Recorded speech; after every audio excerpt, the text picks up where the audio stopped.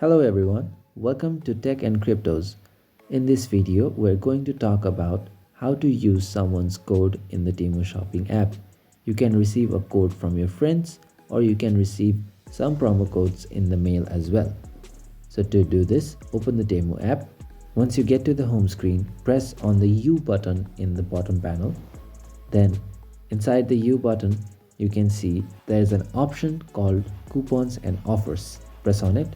When you get here, there are three tabs: used, unused, and expired. You obviously want to use an unused code so that you can get the full benefits. For example, I can use a coupon code that I have copied.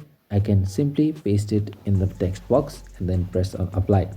It says the code is invalid because I generated the code from my account, but when you receive code from other people, you can put it here and your code will be accepted.